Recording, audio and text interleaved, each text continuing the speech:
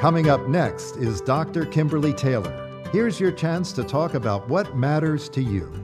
Although you will receive helpful advice from Dr. Taylor, remember, this is not to be construed as a form of psychotherapy, diagnosis, or treatment, and cannot replace a therapeutic relationship with a mental health professional.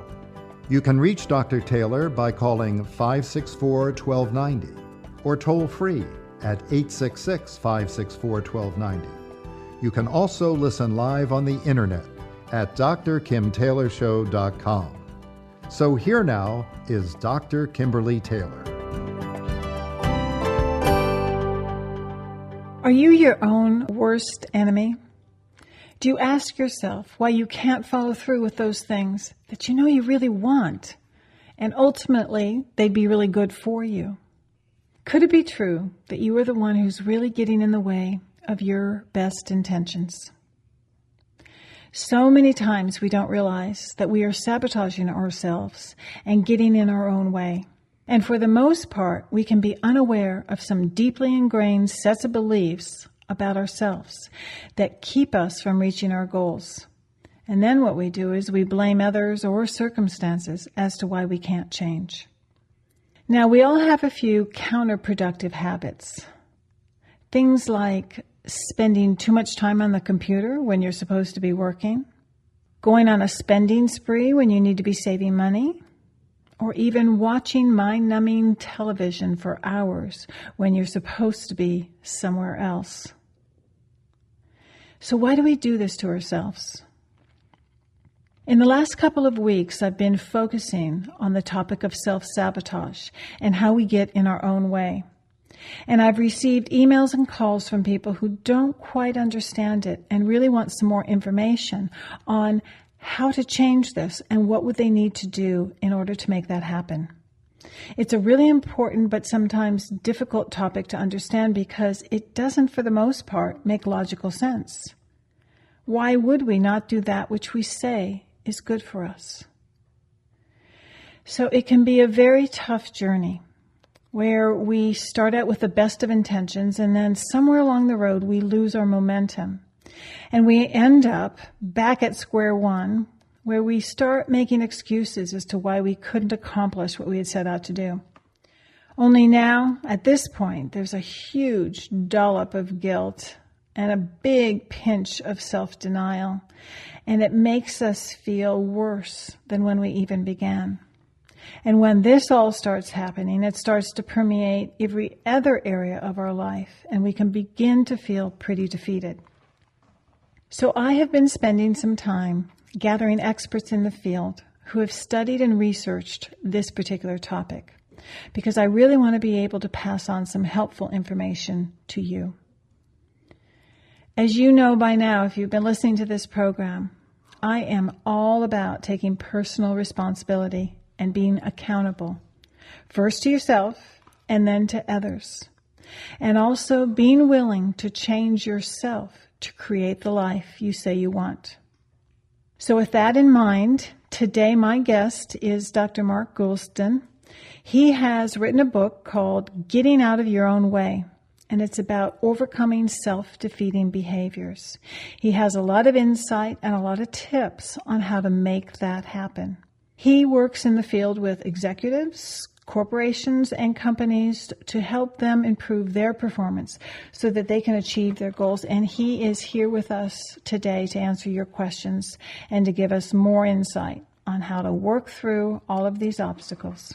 We're going to be taking real-life issues that get in your way, things like saying yes when you want to say no, or playing it too safe in your life. The other one is procrastinating. Do I have any procrastinators out there? You better call in. Don't put it off. Or letting fear run your life. That's a big one for some people also. And another one is not asking for what you need. And then my personal favorite, trying to change others. So if you have a question or a comment, if you want to call in or if you want to email, you can reach me at 564-1290 or toll free at 866-564-1290. You can shoot the emails to Dr. Kim at drkimtaylorshow.com. So I'm going to be right back with my guest. We're going to take a quick break, and after that, I'll be up with Dr. Mark Goulston. I'm Kimberly Taylor, and you're listening to KZSB AM 1290. You are listening to Dr. Kimberly Taylor. You can reach her by calling 564-1290 or toll free at 866-564-1290. I am here with my guest. It's Dr. Mark Goulston, and he has written many books, and one of them is Get Out of Your Own Way and Overcoming Self-Defeating Behaviors. Welcome to the program. I'm so pleased to be with you. What shall I call you? Dr. Kim? Kim? What do you like? Kim is fine, and I'll call you Mark. Mark is good. All right. So, Mark, let's kind of start out because this is a topic that I have been talking about for the last 2 weeks or so. And I think just as we kind of set the stage here, why don't I have you define what is self-defeating behavior? Well, self-defeating behavior is very seductive because it's what we do to make ourselves feel better for the moment when we're dealing with stress. And we do feel better for the moment. We do feel better procrastinating, putting something off. We do feel better saying yes to someone as opposed to saying no and getting into a fight. We do feel better sometimes venting, even though it ruins our reputation. But then what happens is it kind of ruins our credibility, and it ruins the respect that people have for us, and eventually the respect we have for ourselves. So most self-defeating behaviors are coping behaviors that make you feel better for now, but kind of ruin your future and ruin your reputation with the people you want to think well of you. Actually, I like how you say that because I think it's really important that people know that on some level, these self-defeating behaviors actually work for you. Absolutely. And can I share a quick story with you? Because people sometimes remember stories. I couldn't help but notice that you said that your favorite chapter was trying to change others. And some years ago, actually in 1995, my mother called me and said, "You got to come and talk to Dad, because Dad is spending all his time in the den trying to remember everything he's forgotten, and he's driving himself and driving me crazy." And so I flew across country to Florida, and to understand this, you have to realize I'm the baby of the family of 3 boys, and so the chance to maybe help out and gain respect from my dad, who was a fairly stern person, I jumped at that. And after 3 days, I failed in my mission. In fact, it was the night before I was about to go home, and he looked at my mom, and he looked at me, and he said, "Do me a favor. Don't visit again so soon. Both of you get off my back." And so here's, Mr. Shrink, son, expert failing. And so the next morning, there is my dad looking out on this golf course community from this porch, and I was reading the galley, which is the pre-publication copy of Get Out of Your Own Way. So imagine this. He's looking out there, and I don't know what he's looking at. And to appreciate what happened next, you have to realize that he is someone who, first of all, I've never seen cry, and he is also someone who we had to tell he didn't have the C word some years earlier. So he's kind of afraid of hospitals, that depression mentality. So he's staring out there, and I'm reading, and I'm actually holding the book, Get Out of Your Own Way, right now, and I'm reading the chapter that says, Trying to Change Others. Mm-hmm. And I look at him, and I look at the end of the chapter, it says usable insight, and the usable insight is, don't try to change others, accept others as they are and hope they change, instead of not accepting them at all until they change. And I thought, first of all, I said, this book's going to sell. And then I said, why don't you practice what you preach? It's always the hardest to do on yourself, right? And so here's the power of connecting and empathy. I put down the book, and I said to him, "Hey, Dad, how are you doing?" And again, my dad is someone who is afraid of medical words. I'd never seen cry, and he looks over at me, and then he looks down, and he looks over at me, and then his eyes water, and he says to me, "I never thought it would turn out this way." Mm-hmm. And then imagine this. So he's trying to make sense of all his confusion. And he looks at me, and I'm the youngest, and I want the respect from my dad that I never got. And he looks at me, and he says, Mark, what is Alzheimer's disease? And I said, well, it's when you get confused and you can't remember things 5 minutes ago. Sometimes you can remember things 50 years ago. And then imagine this. His face is squinching up like one of those dolls you buy in New England with the apples get all scrunched up. And he's looking at me and he's confused. And he says, Mark, do I have it? And I said, I don't know. You used to have a photographic memory, and I don't know whether you have it. And then I went over and I kissed him on the forehead, and we went for a walk. And that's the power of connecting with people, which is what some of my subsequent books were about.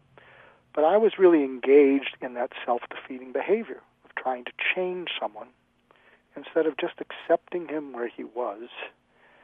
So thank you for giving me the few minutes to share that, but I couldn't resist it when you said that was one of your favorite chapters.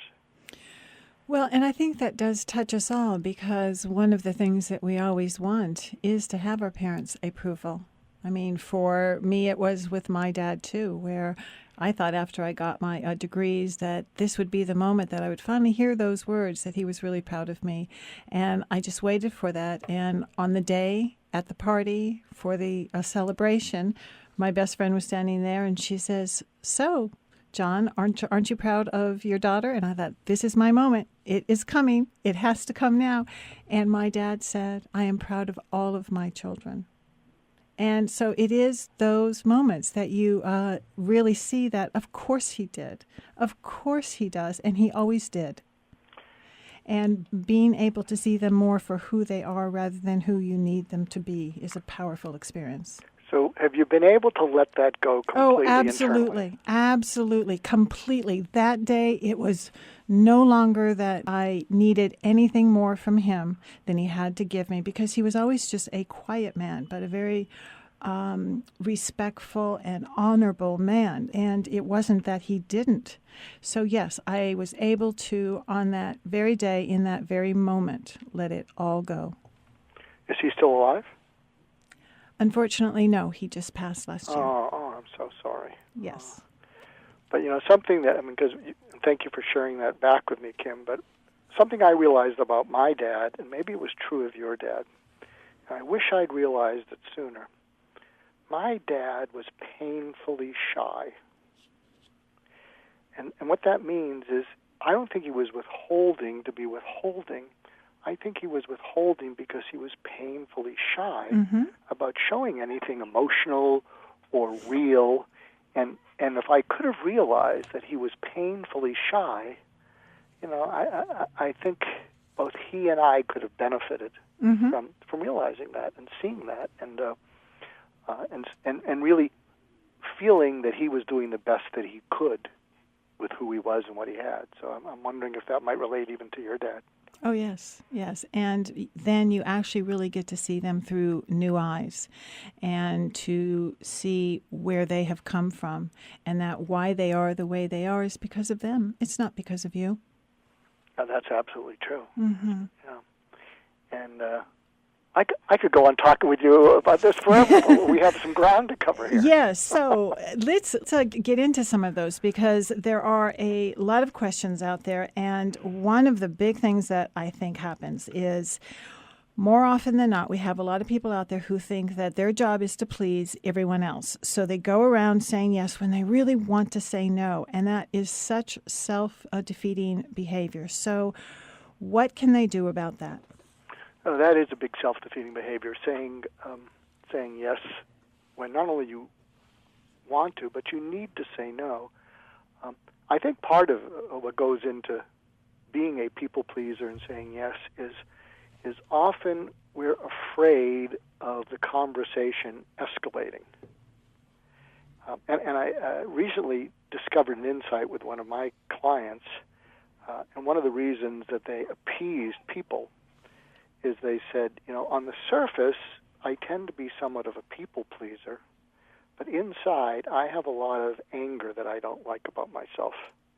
And one of the things that this person told me they were afraid of is that if they said no and it upset the other person, if they upset the other person and they did something that provoked them back, they're really afraid that they might lose control of a lot of the anger they had inside. So it wasn't just a simple thing of wanting to please people. It was wanting to stay away from a lot of their hurt, their anger, and their frustration. And by saying yes, they were able to steer clear of the other person having kind of a hissy fit and then provoking them. So it's... Go ahead. And do you think that part of this hurt and anger is because they have stored up and done this so often that they have this storehouse full of hurt and anger that they always feel they have to take care of somebody else's needs and that their needs are not important, but it's the very fact that they won't stand up for themselves that creates this anger? Well, and I think that's definitely going on. Something else related to this, which you just triggered, so I hope it's okay that we're brainstorming here live on air. There's a number of people who don't know what it's like to be unconditionally wanted by another person. In other words, wanted for who you are, not what you do. Wanted for just the delight you bring another person, as opposed to your having to perform or kind of dance for your dinner your entire life. And what I've discovered with a number of people is these people, who don't know what it's like to feel wanted, find a way to feel needed by other people. Mm-hmm. And what happens is it's fine when you're needed by people, but then when they start to feel used by other people, it really just re-triggers this sense of hurt and resentment and anger. Mm-hmm. And that kind of crosses over into something else that comes up a lot, is the difference between guilt and shame. And I find with a number of people that guilt is easier to deal with than shame. Guilt is you've done something wrong, and you make your amends, and you can sometimes release yourself from that emotional prison. Shame is when you feel there's something wrong with you.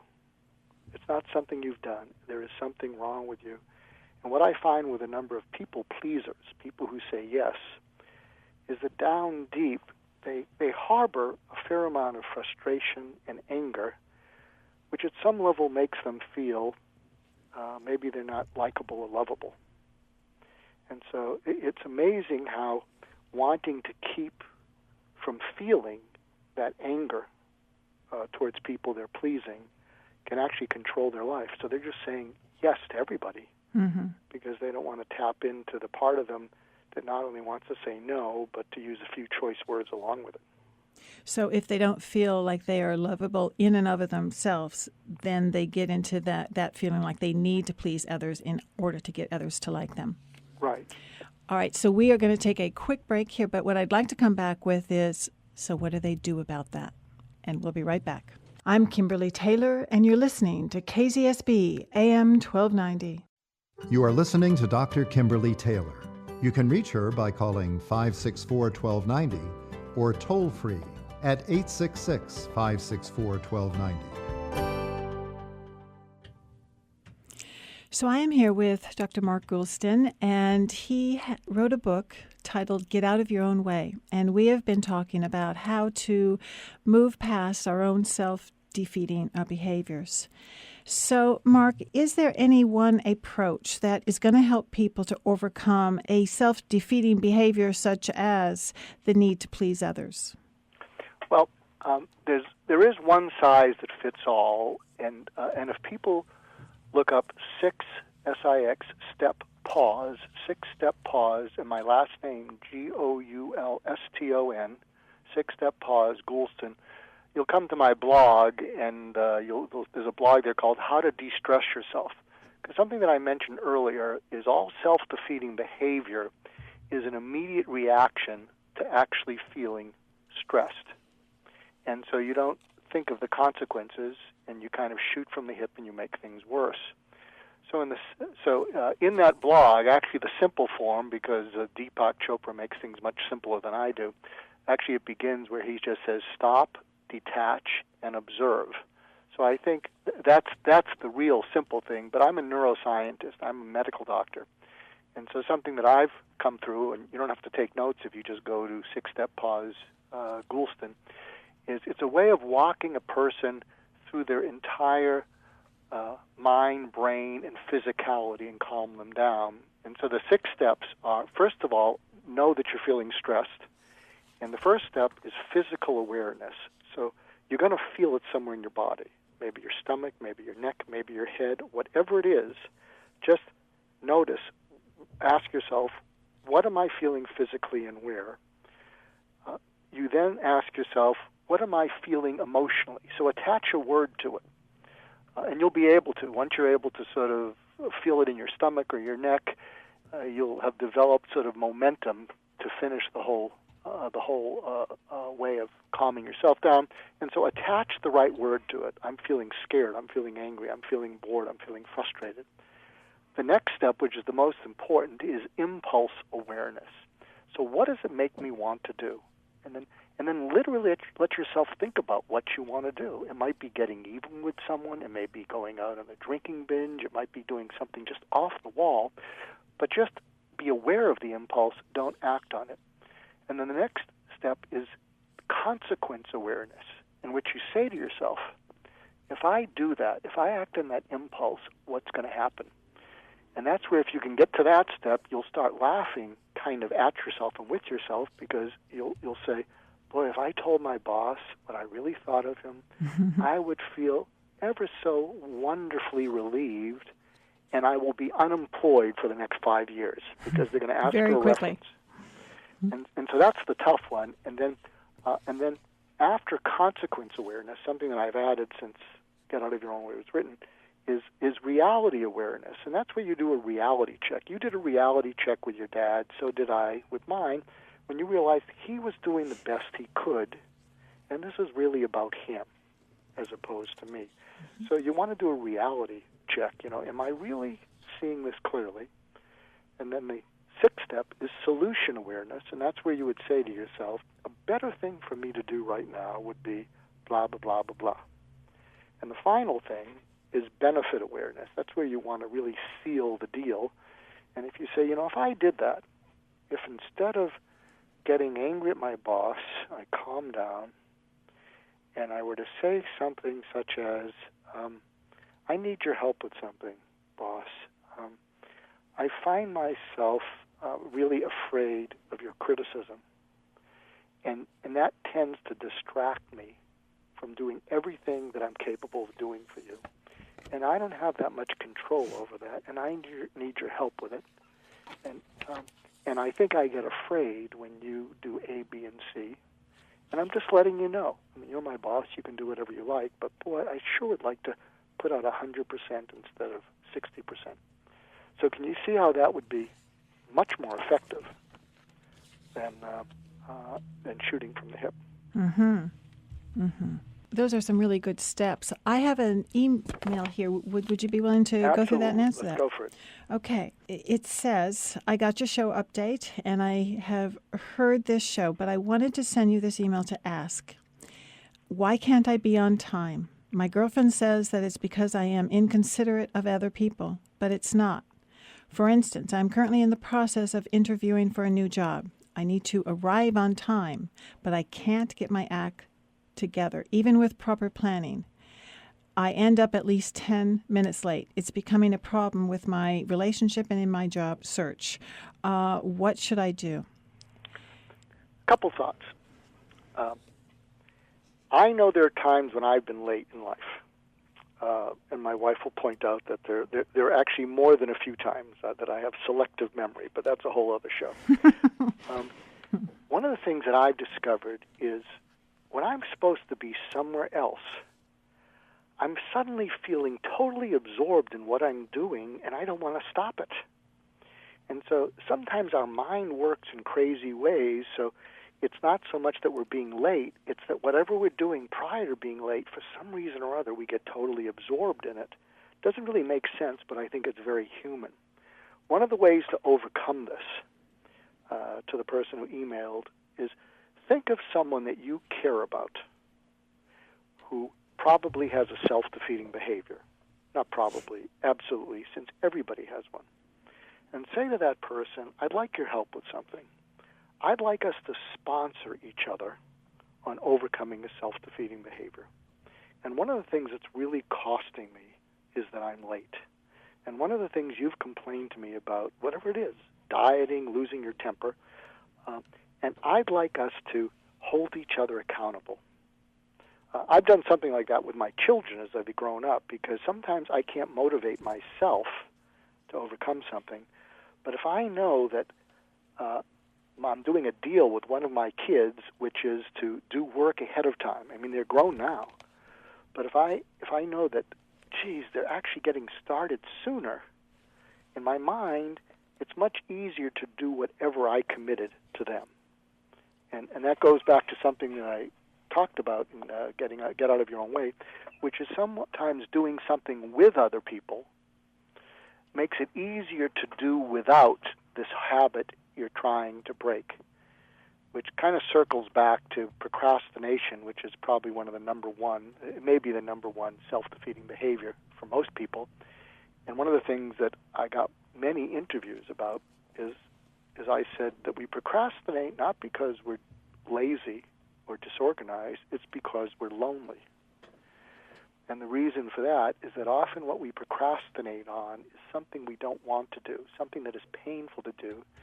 And it sometimes reminds us unconsciously of our childhood and times when we did a lot of things we didn't want to do, and then we did them all alone. And we often make this bargain with ourselves: when I get older, I'm not going to do something I don't want to do. And so one of the ways to overcome procrastination, and one of the ways for this emailer to overcome procrastination, is to overcome it with someone else who's trying to overcome something.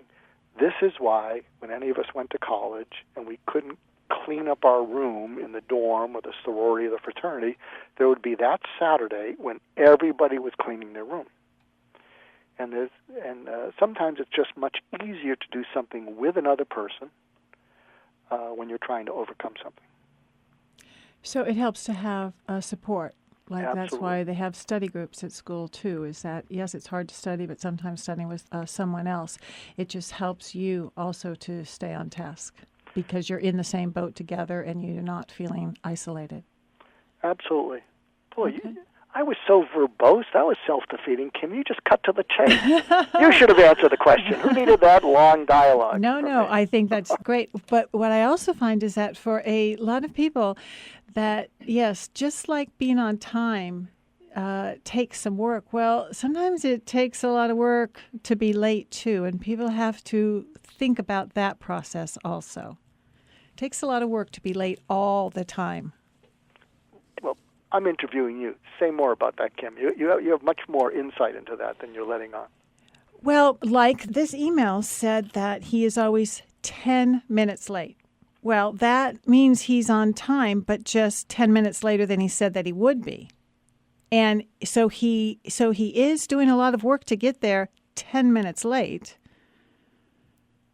Oh, absolutely. Okay, so if he could just kind of shift that and say, I choose to have this image of myself of being someone who is on time, and that he can actually do that if he makes just a very slight shift too.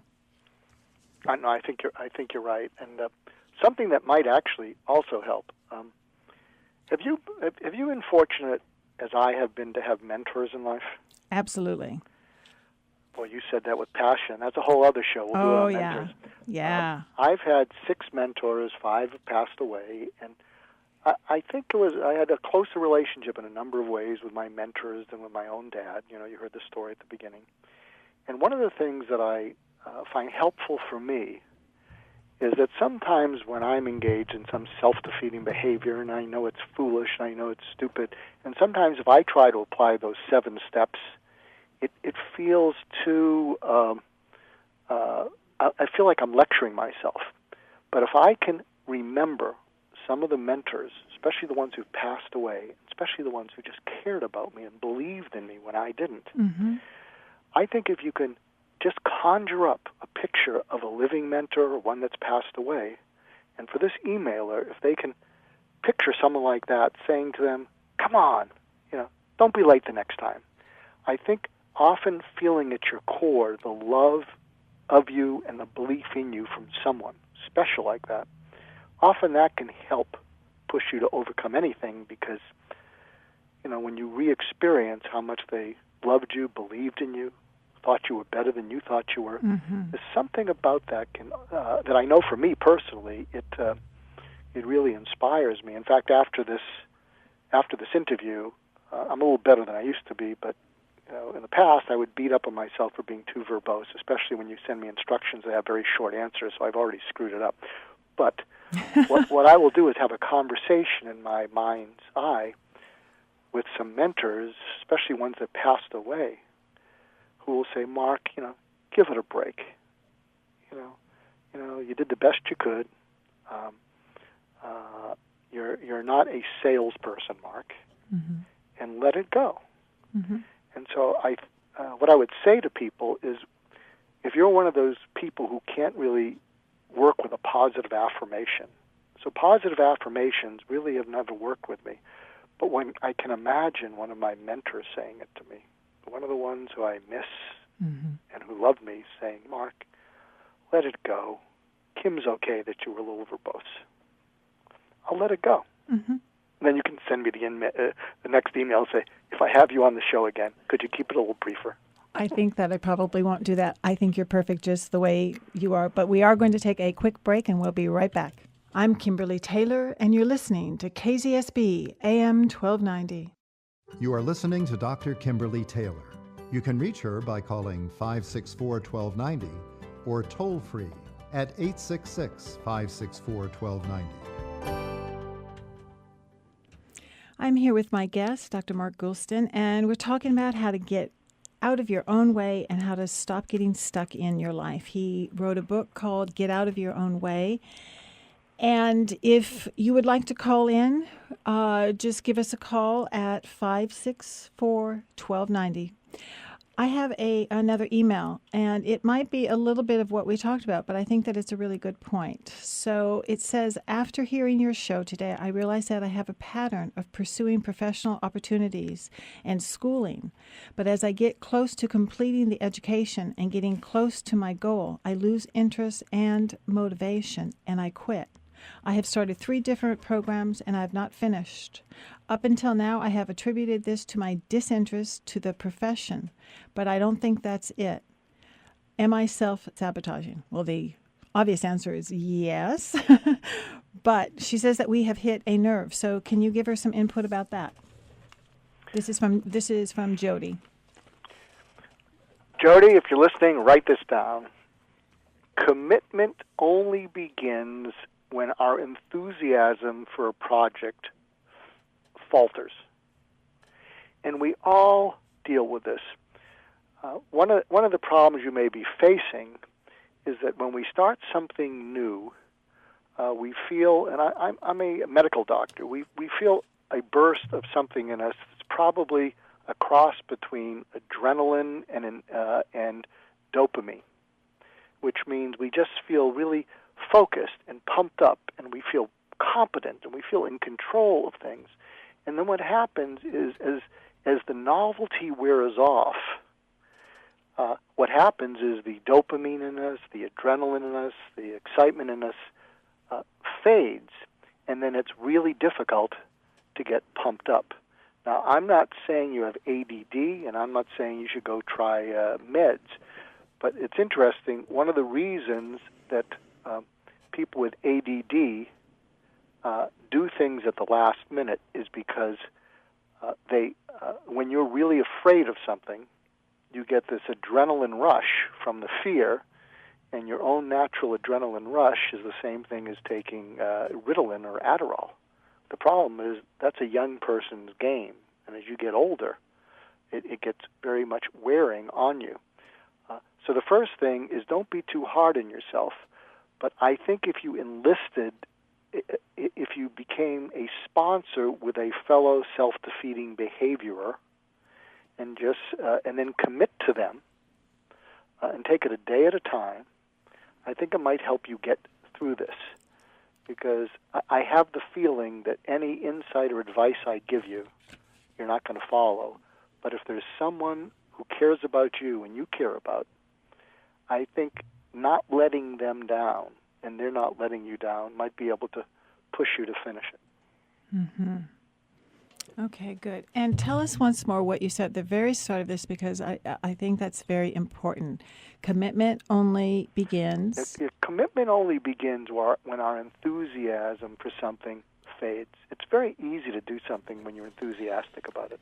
Mm-hmm. And the good news is it's a muscle.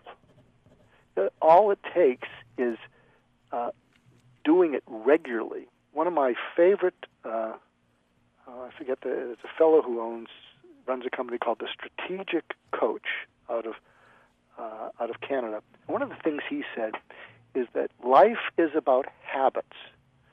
Unhappy people have different habits than happy people. Successful people have different habits than unsuccessful people. Mm-hmm.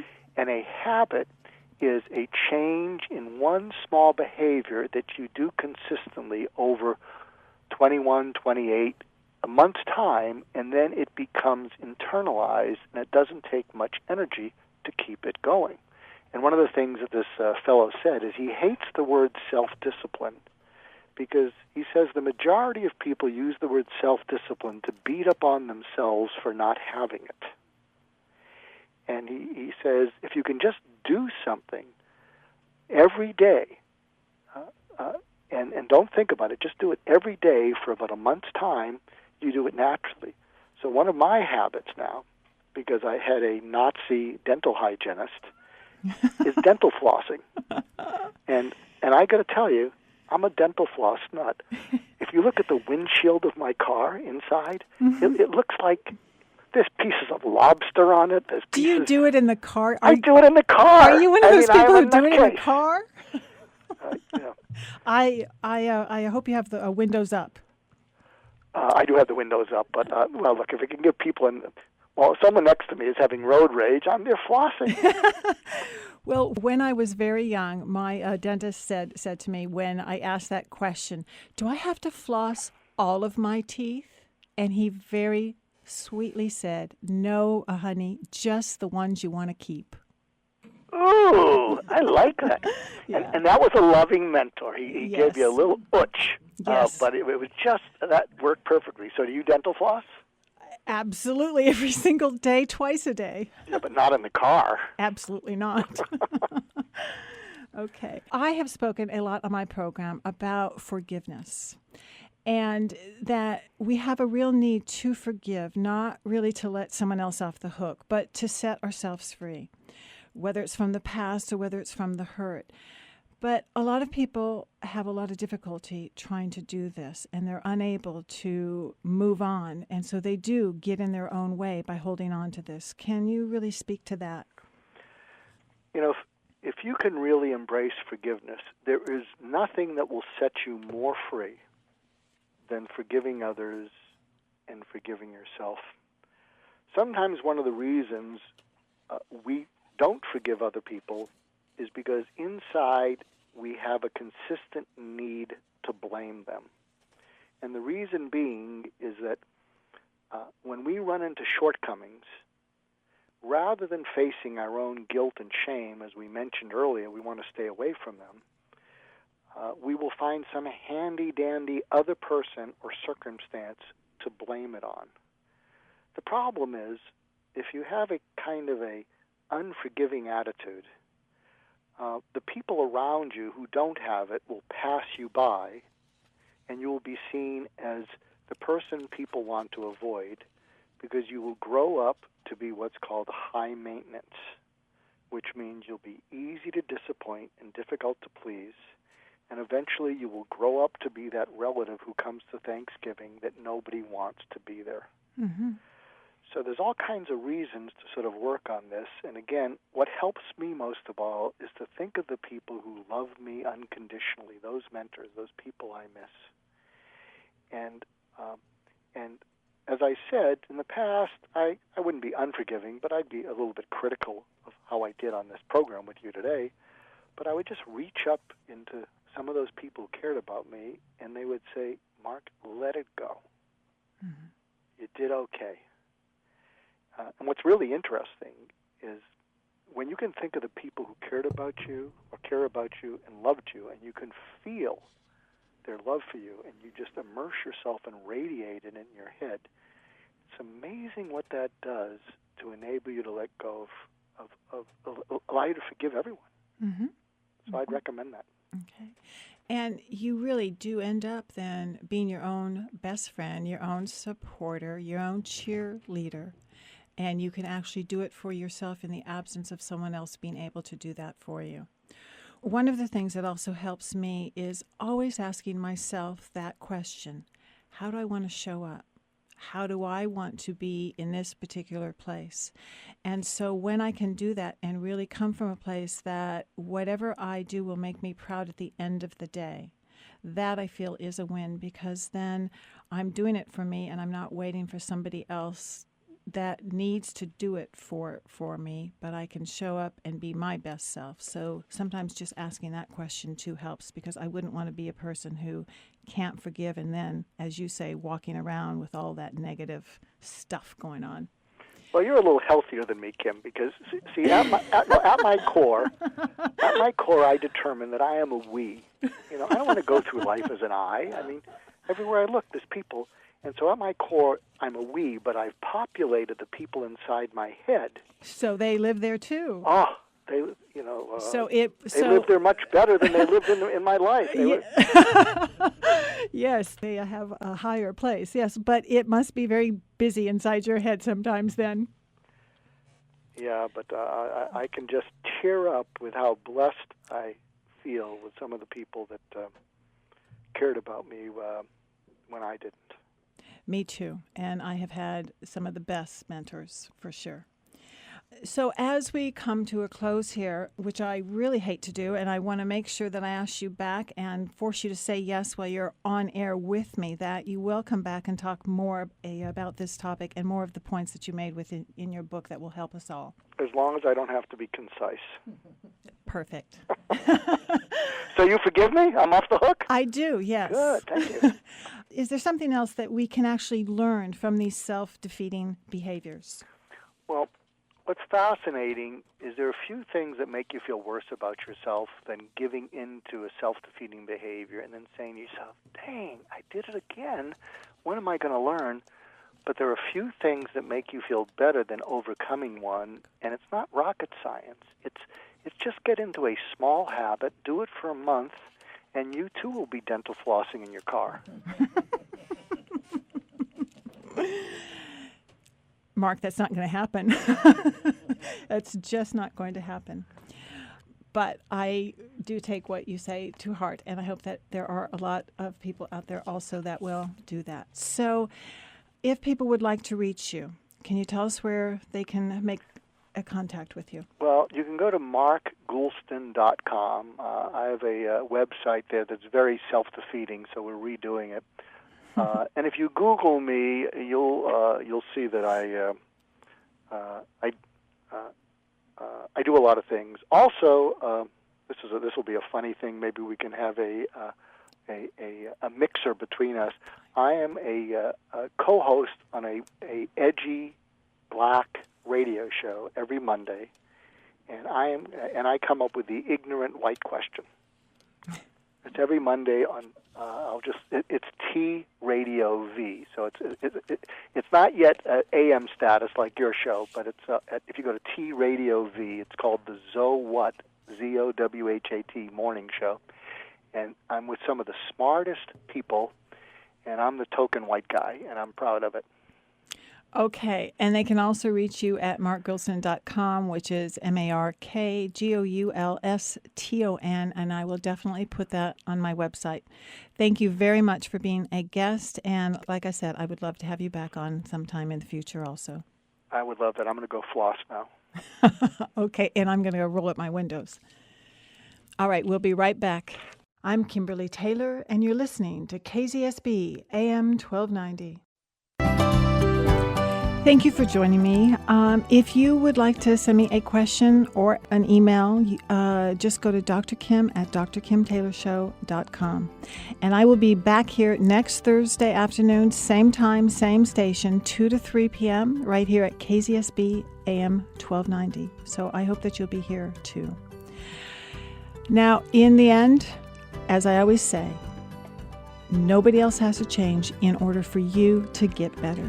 And it's the good news and the bad news. That the bad news is no one is going to do it for you, but the good news is you can stop waiting and get on with creating the change that you want. So I'll see you next Thursday. Have a great week.